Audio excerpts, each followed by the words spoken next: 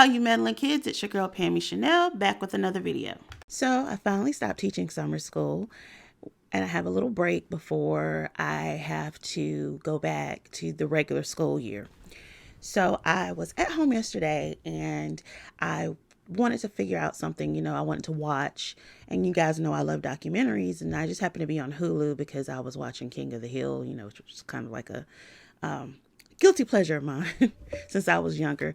But I had saw a how on your Hulu it has the different shows you can watch, and so I saw this show or documentary called Betrayal the Perfect Husband, and I was like, this might be interesting, but I didn't want to watch it if it was like about a husband, unaliving their wives. So I was skeptical at first, and I passed it on and just kept on watching King of the Hill. And then about 12 o'clock yesterday, I was like, okay, let's watch it. Let's see what it's about. And what it is about is a woman, Jennifer Faison, talks about her journey of healing after discovering some very dark and dangerous secrets about her husband. And she's also made this into a podcast. So I really went down the rabbit's hole because after I watched the documentary, I watched the podcast. But let me give you a little rundown. She attended Berry College, which was founded on Christian principles in 1902. And I'm telling you this because this is where she meets her husband. And I just want to give a background of, what kind of maybe upbringing he may have had, because the documentary really doesn't say very much about his upbringing. So she met her soon-to-be husband, Spencer, or Spence, who was part of the college television station, which, is how they met because she was also became a part of it. They became a couple, and he was very loving, sending love notes in the hallways. Listening, to the letters being read made me want to gag because of what, was coming. He did everything to woo her and her family. Her sister called him Saint Spence. They were a year apart, and Jennifer broke up with him because she wanted to be free her senior year since he had already graduated. And that's typical. He's going back home to wherever he was from, and she's still in Georgia. So, things like that tend to happen.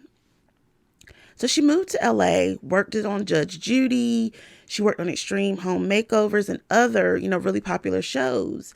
Spencer went on to get married in Georgia, had kids.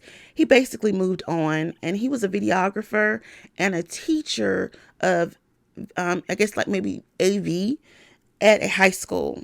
He also joined the Air National Guard, and he was a member of the band that kind of did, different songs and stuff, popular songs, to boost the troops' morales. I mean, he seemed to be a well-rounded, well-liked guy who was a good dad and just basically the guy next door.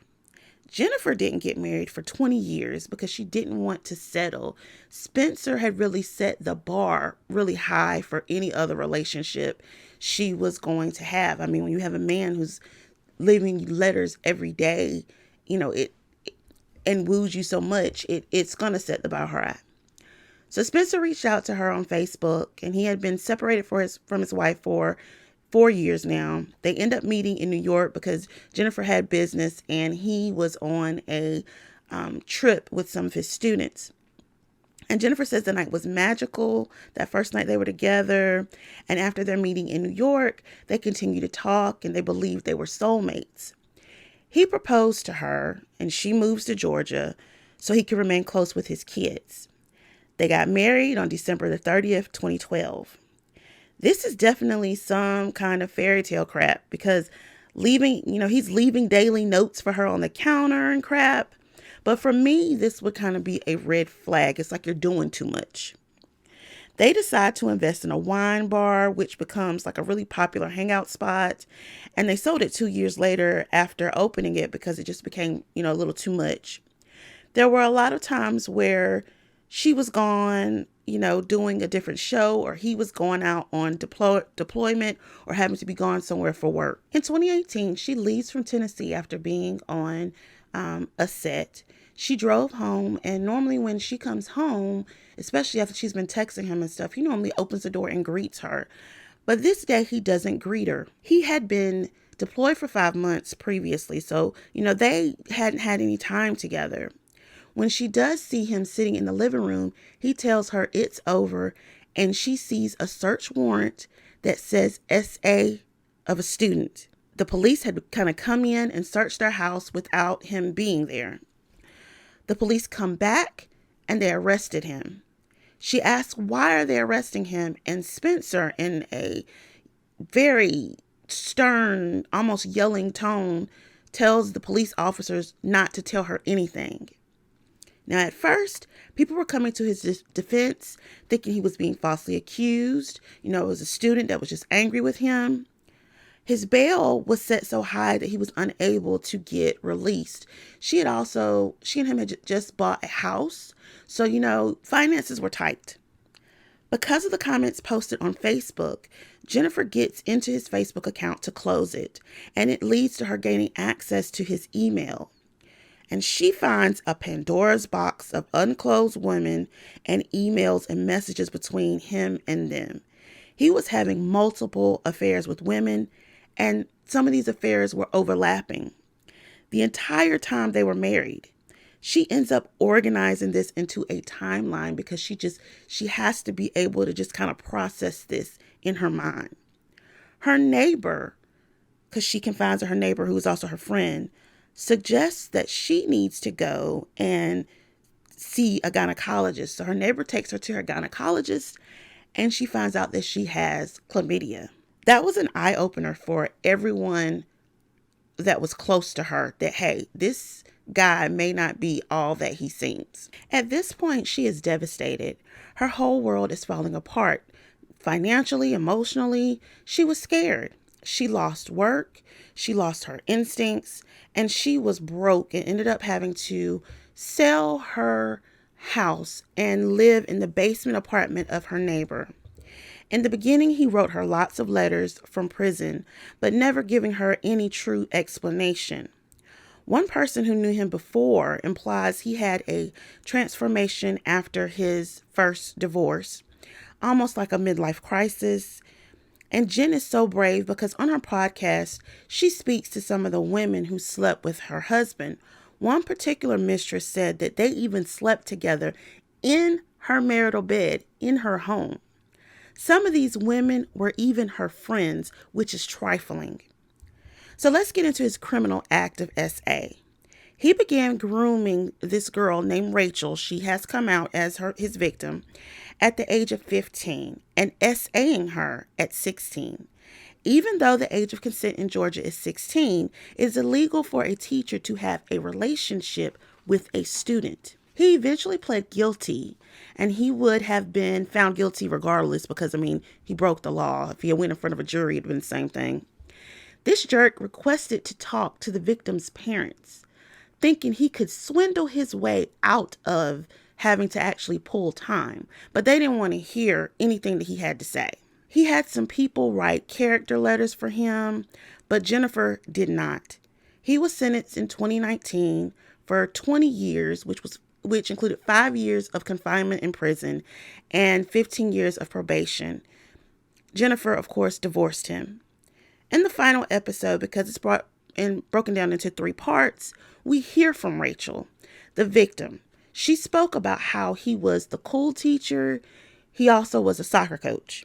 Rachel talks about the drone club that they had created with him. And these students within this drone club, the students now, they had a group chat. He was not a part of the group chat, but he began asking them for their private numbers.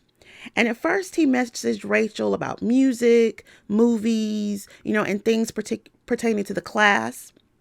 And if she saw a movie or, said this was her favorite movie, he'd be like, oh, it's my favorite movie too. Or same thing with music. If she liked a particular band, he'd be like, oh, this band is awesome. I like this band too.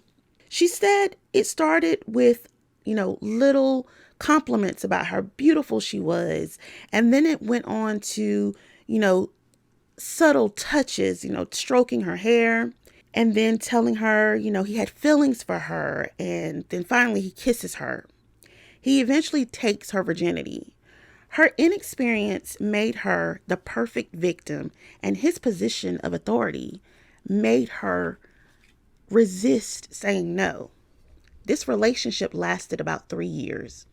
Now, during her senior year, he was deployed, which gave her a chance to be away from him, because during the school year, she felt like she was constantly being watched while he was there.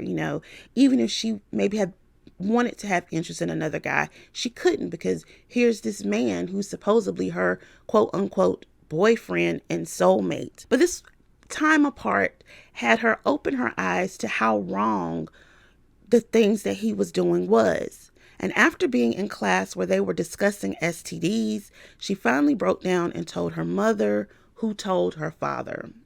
They took her to the police station, and I am just outraged at the victim blaming and people who tried to circle around this predator. They made her look like a villain. This creep preyed on his students. For some, he waited until they were 18. For Rachel, he didn't. This jerk is a predator disguised as a good human being.